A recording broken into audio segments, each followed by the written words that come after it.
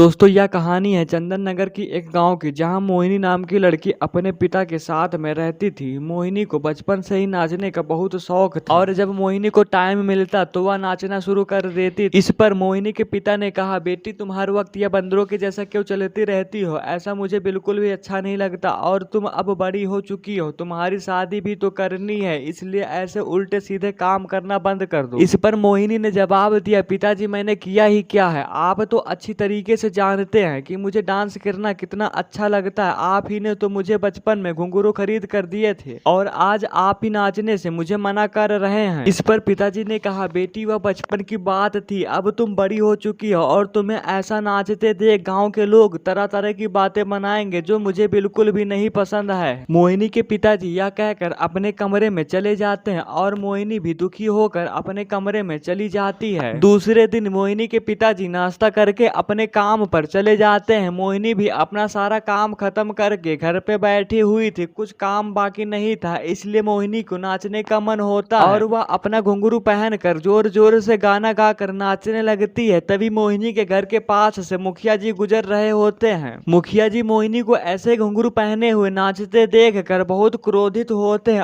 और घर के बाहर से मोहिनी को बुलाते हैं। मुखिया जी कहते हैं, अरे ओ कमबख्त मोहिनी, खुद तो पाप में डूबेगी, हमें भी पाप का भागीदार बनाएगी। इस पर मोहिनी कहती है, मुखिया चाचा मैंने क्या किया, आप मुझे ऐसे क्यों कोस रहे हो? तो इस पर मुखिया जी कहते हैं, तू गांव में रहकर नाचने वाले कोठे की बाई की तरह घुंघरू पहनकर ठुमके लगाएगी तो हम क्या तेरे बाप के नौकर हैं जो चुपचाप बैठकर देखते रहेंगे? इस पर मोहिनी कहती है, चाचा जी आप मेरे नृत्य कला का अपमान कर रहे हैं, मैं ऐसा कुछ नहीं कर रही हूँ जिससे हमारे गाँव का नाम बदनाम हो, इसलिए आप ज्यादा कुछ न कहें तो बेहतर होगा। मोहिनी यह कहकर घर के अंदर चली जाती है और दरवाजा बंद कर लेती है। मोहिनी का ऐसा व्यवहार देखकर मुखिया जी आग बुलबुले हो जाते हैं और मुखिया मोहिनी के घर से सीधे पंचायत में जाता है। वहां जाकर पंचों से बात करता है कि मोहिनी अपने घर पर घुंघरू पहनकर जोर जोर से गाना गा रही थी और नाचने वालों की तरह नाच रही थी। मैंने उसको समझाने की कोशिश भी की पर वह कमबख्त लड़की मुझे उल्टा ही उपदेश देने लगी। मोहिनी और उसके पिता मिलकर पूरे गाँव को कोठा बनाकर ही छोड़ेंगे।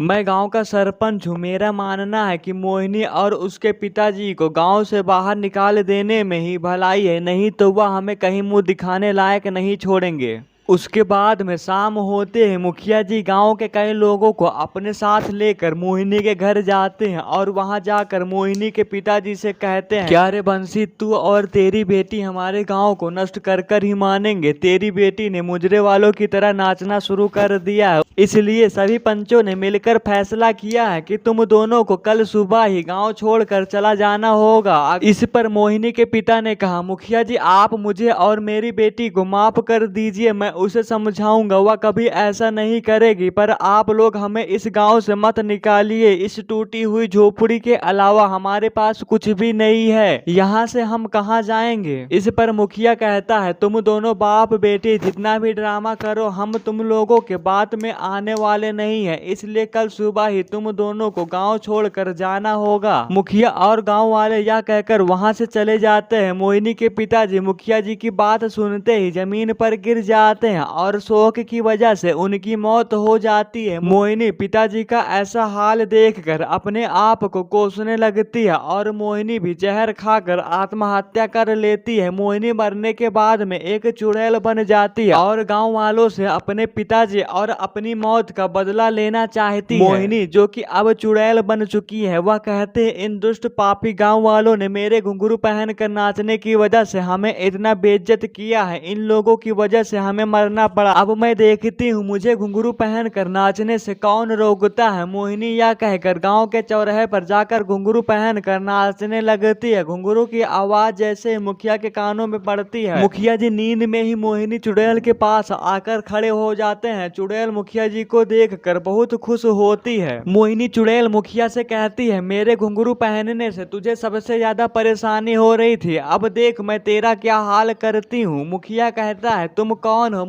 मोहिनी चुड़ैल कहती है, लगता है तू अभी तक नींद में है, जरा अच्छे से देख, तुझे पता लग जाएगा कि मैं कौन हूँ। तब मुखिया कहता है, अरे बाप रे, ये तो बहुत भयानक चुड़ैल है, मुझे माफ कर दो, जाने दो मुझे, तुम कौन हो। इस पर मोहिनी चुड़ैल कहती है, मैं वही मोहिनी हूँ जिसे तुम लोगों की वजह से मरना पड़ा था। तुम लोगों ने मेरे पिताजी को मार डाला, मैं पूरे गाँव को खत्म कर दूंगी अब। यह कहकर मुखिया को धक्का मार कर जमीन में फेंक देती है। मुखिया कहता है, अरे बाप रे, हमारे गाँव में यह चुड़ैल कहाँ से टपक पड़ी। अरे ओ चुड़ैल बहन जी, मुझे माफ कर दीजिए, मेरे घर पर छोटे छोटे बच्चे हैं। इस पर चुड़ैल कहती है, तेरे छोटे छोटे बच्चे हैं, उन्हें भी मैं तेरे पास भेजने वाली हूँ। चुड़ैल यह कहकर मुखिया के शरीर पर खड़ी हो जाती है और उछल उछल कर नाचने लगती है। इस तरह चुड़ैल मुखिया को अपने पैरों तले कुचल कुचल कर मार देती है। दूसरे दिन सुबह गाँव के चौराहे पर मुखिया की लाश देख कर सभी गाँव वाले बहुत डर जाते हैं, पर कोई कुछ भी करने की हालत में नहीं रहता। इसी तरह चुड़ैल हर रोज गांव के चौराहे पर आकर अपने घुंघरू की आवाज से